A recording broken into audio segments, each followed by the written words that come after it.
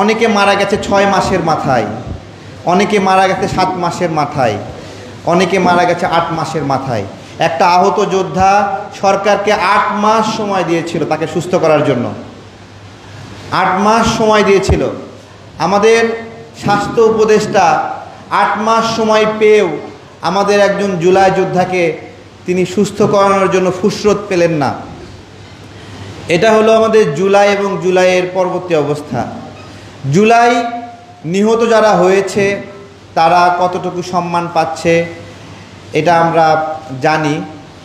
সাময়িকভাবে একটা বিষয় ছিল, তখন আমি একটা বক্তব্য দিয়েছিলাম যে এই যে সরকার শুধু আবু সাঈদের কথা বলে, আরও কয়েকজনের নাম বলে, বাকি শহীদদের নামগুলো উচ্চারণ করে না।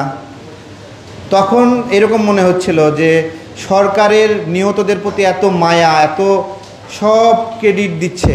ফেস দ্য পিপলের টক শোতেও আমি বললাম, সরকার শুধু এই যারা জুলাইয়ে মারা গেছে সেই মৃতদের ক্রেডিট দেয়, সরকার জীবিতদের ক্রেডিট দিতে চায় না, জীবিতদের ক্রেডিট দিতে চায় না। জীবিতদের ক্রেডিট দিলে কি হয় বলেন তো? জীবিতদের ক্রেডিট দিলে জীবিতদের হাতে দায়িত্ব ছেড়ে দিতে হয়। এই দায়িত্ব ছেড়ে দেওয়ার ভয়ে জীবিতদেরকে তারা স্বীকার করে না, জীবিতদেরকে অস্বীকার করে যে আমরা কিসের জুলাই, আমরা জুলাই কোথায় ছিলাম, আমরা জুলাইয়ের কে, এইরকমভাবে আমরা জুলাইয়ের ভুইফোট, এইরকম একটা আচরণ করে। আজকে আমাদের আমজনতা দলের সব মিলে 100-র উপরে আমরা আহত হয়েছিলাম এই গণ অভ্যুত্থানে, এবং আমাদের 7 জন ভাই মারা গেছে এই গণ অভ্যুত্থানে।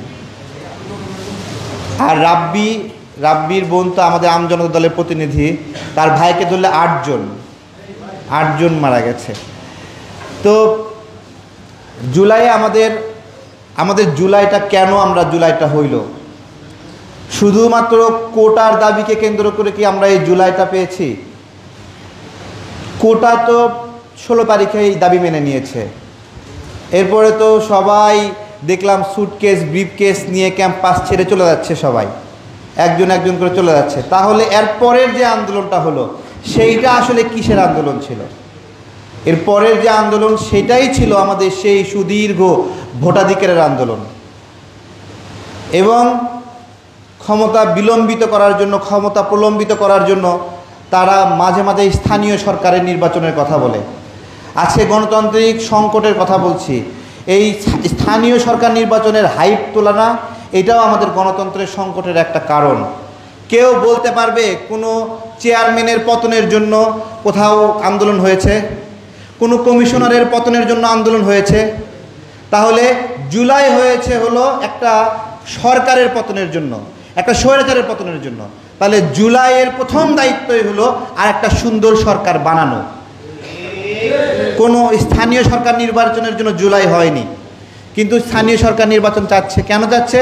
ওই যে 2টা মাস বেশি খাইতে পারবে, খাইতে খাইতে এক একজনের চোখ মুখ লাল হয়ে গেছে, ফুলে গেছে, কিন্তু খাওয়া শেষ হয়ে যাচ্ছে না। হ্যাঁ, খুব মানে কথায় কথায় খালি বলে জুলাইয়ের স্পিরিট, জুলাইয়ের স্পিরিট, জুলাইয়ের স্পিরিট আমাদেরকে শেখায়। মাঝে মাঝে মনে হয় ওই রামপুরা ব্রিজ বা যাত্রাবাড়িতে কি হয়েছিল ওই সিন আবার তৈরি করে এই জুলাইয়ের স্পিরিট দোকানদারগুলোকে ওইখানে নিয়ে যায় বসায় দিতাম, দেখ জুলাইয়ের কি। ঠিক আছে, বাপ বাপ করে কান্দে দৌড়াবো, বাপ রে বাপ, আর না, আর কমো না। জুলাই স্পিরিট, জুলাই স্পিরিট শেখায় আমাদেরকে। আমরা এই যে আমাদের গণতান্ত্রিক সংকট, এই সংকটটা সৃষ্টি হয়েছে লোভ থেকে। যে উপদেষ্টারা আছে সেই উপদেষ্টারা লোভে পড়েছে, মায়ায় পড়েছে, মায়া মায়া। যে মায়া শেখ হাসিনাকে ধরেছিল সেই মায়া শেখ হাসিনা পালাইছে। এখন আপনারাও কি এই মায়াতে পালাবেন কিনা আপনারা একটু বলেন তো? মায়া যে লাগলো ক্ষমতায় থাকার, এখন এই মায়া লাগলে পালাইতে হয়, এখন তারা এটা করছে। আজকে একটা জিজ্ঞাসা করব সবাইকে, এই যে এই সরকারের উপদেষ্টা যারা আছে, এই উপদেষ্টার যতজন আছে, ডক্টর ইউনূস বাদ দিয়ে, ওনার নামটা নেওয়া উচিত না সবাই বলে, সেজন্য নিচ্ছি না, উনি বাদ দিয়েই ধরেন, এই পুরা উপদেষ্টা প্যানেলকে যদি আওয়ামী লীগ সরকারের কোনো দায়িত্বশীল জায়গানো বসানো হতো, তাহলে তারা বেমানান হতো, বেমানান হতো, তারা খাপ খেয়ে যেত যে হ্যাঁ ঠিক আছে এরাই ভালো। অথবা অন্য একটা সরকারের দায়িত্বশীল তারা হয়তো বলতো, সেটাও হইতো। তাহলে জুলাইয়ের দায়িত্বশীল হওয়ার জন্য যে জুলাইয়ের ক্যারেক্টার দরকার, এই ক্যারেক্টার কোনো উপদেষ্টার মধ্যে নাই। এরা যে কোনো সরকারের সাথে অ্যাডজাস্টেবল। আমরা এমন একটা পাইছি, আমাদের দুঃখগুলোর কারণটা কি এটা আমাদেরকে অনুধাবন করতে হবে, বুঝতে হবে। এবং এই যে উপদেষ্টারা যারা আছে তারা, আমি আজকে বলছি দেখেন এইখানে আজ পর্যন্ত আজকেও ডক্টর ইউনূস স্যার বিভিন্ন রাজনৈতিক দলকে ডাকছে, গতকালকে ডেকেছে, তার আগের দিন ডেকেছে, ঠিক আছে। এইখানে আমার আহ্বায়ক সভাপতি বসে আছেন। 17 তারিখে রিজভী ভাইয়ের যে যোগাযোগ করে উনি বলল আমরা বাইতুল মোকাররমে যাব, কিন্তু যাওয়ার আগে তোমরা একটু তোমাদের এই গলি দিয়া বাইতুল মোকাররমের সামনে একটা চাপ দাও, যাতে আমাদেরও সুবিধা হয় তোমাদেরও সুবিধা হয়, তোমরাও আসতে পারো। মানে পুলিশ যেন মাঝামাঝি পড়ে। আগে কাকে বলছে? আগে বলছে তারেক তোমরা একটু যাও এদিক দিয়া, দেখো পুলিশের কি অবস্থা। জামান স্যারকে বললাম, জামান স্যার বলি নাই যে রিজভী ভাইয়ের ওখান থেকে ফোন দিছে, যে জামান ভাইকে বললাম যে জামান ভাই চলেন আমরা বাইতুল মোকাররমের দিকে যাই। তো বলতেছে আমরাই আগে যাব, আপনাকে কেউ ফোন দিছে না? আমি বলছি না না ফোন দেয়নি, চলেন। জামান ভাই সহ আমরা নামলাম 50-60 জন, আমাদের দলটা ছোট একটু। তারপরে ওই সংখ্যায় আমরা যা আছি না তাই আসল। এই যে পিছনে আমাদের ভাইরা বসে আছে না, এই যা দেখছেন এরাই, আমরা নেমে পড়লাম। নেমে 60-70 জন 50-60 জন এরকম একটা সংখ্যা হবে, আমরা সামনের দিকে গেলাম। ওইখানে পুলিশ আটকায় দিল জামান স্যারকে, পুলিশ জামান স্যারকে এরকম ধাক্কা দিল আমাদের সভাপতি এখানে। জামান স্যার ওই দিন বলল যে বিচার হবে, বিচার হবে, তোদের বিচার হবে, এভাবে হাত তুলে বলল, এবং পুলিশের সঙ্গে ধাক্কাধাক্কি। আমি আজকে বলবো আমাদের দলটা ছোট হতে পারে এই গণ অভ্যুত্থানে, আমি পিঠে গুলিবিদ্ধ একজন মানুষ, অনেক দিন রিমান্ডে ছিলাম, আমাদের অনেকগুলো সহযোদ্ধা মারাও গেছে। ডক্টর ইউনূস বিভিন্ন দলকে ডাকছে, আমি বলবো যে কোনো দলের সভাপতি দেখাতে পারবে যে জামান স্যারের মতো পুলিশের সঙ্গে ধাক্কাধাক্কি করছে?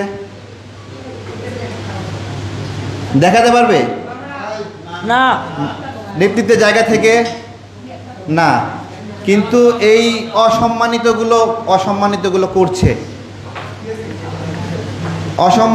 করছে আর বুকে কষ্ট দিচ্ছে, আর আমাদেরকে জুলাই স্পিরিট শিখাচ্ছে।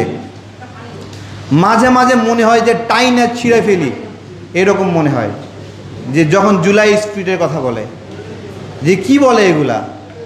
এবং সবচেয়ে গুরুত্বপূর্ণ, আমার সংগ্রামী সহযোদ্ধারা ছিল ছাত্রদলের সহযোদ্ধারা। আমরা রামপুরা যখন দখল করি, ছাত্রদলের এক একটা সহযোদ্ধা মানে পুরা পা থেকে মাথা পর্যন্ত কলিজা নিয়ে ওইখানে দাঁড়িয়েছিল,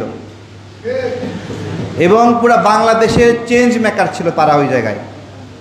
অ্যাপোলো ভাই, AKM ওয়াহিদুজ্জামান ভাই, তার কথা একটু স্মরণ করি। উনি আমাকে একটা মেসেজ দিচ্ছিল, তারেক কোন এলাকায় এখন প্রোগ্রাম করা জরুরি, তুমি তো আছো, দেখো একটু বলো। তা আমি বললাম আমরা তো রামপুরা দখল করলাম, যাত্রাবাড়ি। তো বলতেছে ওইখানে ছেলে পেলে আছে, যাও। আমরা সঙ্গে সঙ্গে যাত্রাবাড়ি গেলাম, রামপুরার দায়িত্ব অন্যদেরকে বুঝাই দিয়ে। যাত্রাবাড়ি শেষ হওয়ার পরে বলতেছে, আবার মেসেজ দিচ্ছে, এরপর আমি বললাম মোহাম্মদপুর, এরপর শ্যামলী, এরপর আবার মেসেজ দিচ্ছে এরপর। তা বললাম যে গুলশানে তো আরামে থাকবে কেন? হ্যাঁ, এই এলাকা সারা দুনিয়া আগুন লেগে গেছে, গুলশান বাকি থাকবে কেন? ঠিক আছে।